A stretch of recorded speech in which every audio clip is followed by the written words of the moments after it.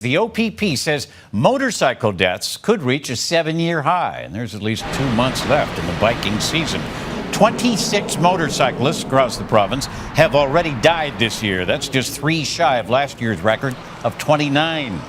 But it's the story inside those numbers that may surprise you. Here's Melanie Ng with some of the eye-opening facts. Mel.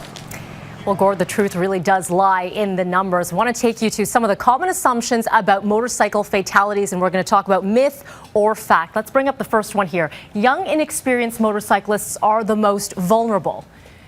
That is actually a myth. And when you look at the past 7 years, in fact, only 16 of the 175 victims were under the age of 25. The most vulnerable group, actually riders between the age of 45 and 54. Let's look at another one. Myth or fact. The majority of accidents happen on dry roads. So this actually sounds wrong, but indeed it is a fact. And when you break down the numbers, only 17 deaths occurred on wet roads. Again, looking at those numbers within the last year, about 158 happened, the others when the road was dry.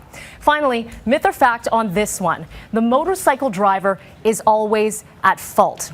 The answer is that is a myth. And now it turns out the rider is not always to blame. In fact, the motorcyclist was actually driving properly in about 1/3 of those fatal accidents that we've seen as of late.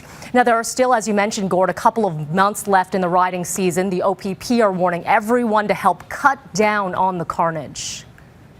We need to get the message out to motorists, not just motorcyclists, that we need to be aware of our surroundings. Motorists need to be sure of any movements, lane changes, turns, to make sure there's no motorcycle in their path and make sure all their movements can be done safely. And for a look at more of those myths and facts, you can head to our website, citynews.ca.